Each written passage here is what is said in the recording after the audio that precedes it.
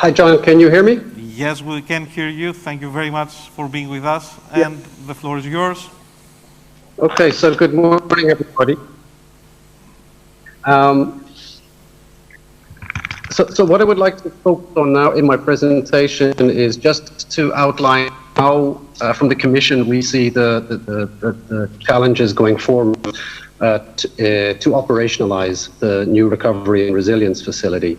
So the first step is actually to complete the legislative process. So we have the political agreement from leaders of July.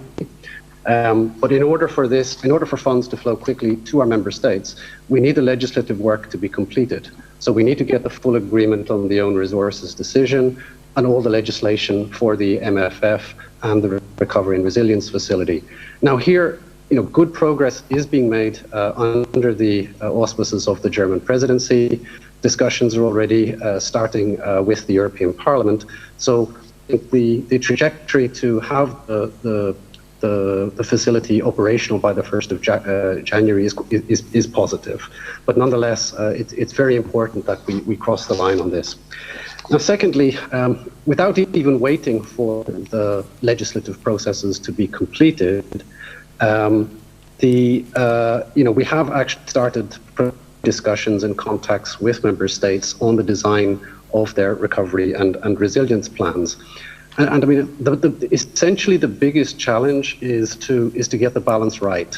On the one hand, we need to proceed quickly to ensure significant funds can be transferred to our member states in the course of next year and 2022 to support the economy during what will be a very difficult period. At the same time, we also need to ensure that in the recovery plans, member states focus upon the right reforms and the right investments. And obviously that can take some time to design and certainly to implement. And it's getting that balance right between getting the money out quickly, but ensuring that we have the right reforms and investments so that we build back better occurs. That's a key challenge.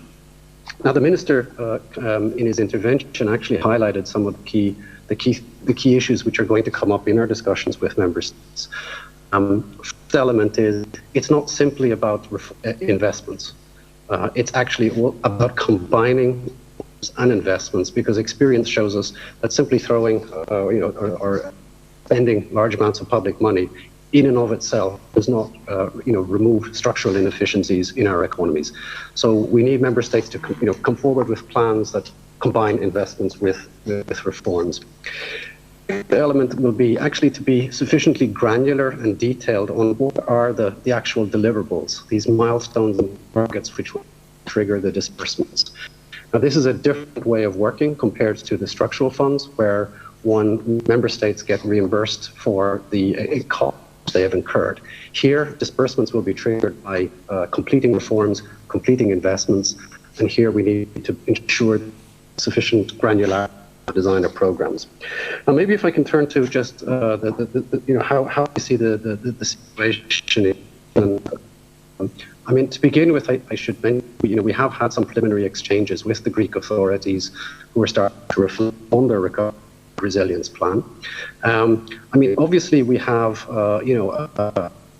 considerable experience working with the Greek authority. We've cooperation, so I think there's quite a wide understanding on what the key reform agenda will be, and obviously quite a bit of that will be to build upon the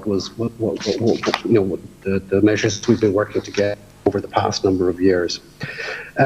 I think what's very encouraging, what we see in Greece, is the fact that we take note of what the recent report of Professor Pissarides, and I think the Commission, we would very much agree with the broad thrust of the strategy which is outlined on that report, and which the intervention of the Minister today in terms of changing the growth model to make it a more export-friendly growth model, reducing, making the tax system more friendly, moving the burden away from labour and corporates to other sources, making ensuring that the business environment is much more friendly to foreign direct investment and allowing SMEs to grow into being large exporting companies.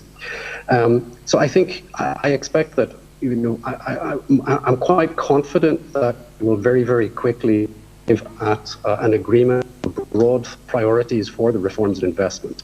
I think the key challenge, of course, in Greece will be actually about implementation. Here, it's important because the size of the fiscal amounts here are quite large. I mean, Greece stands to benefit in alone something around 9% of GDP.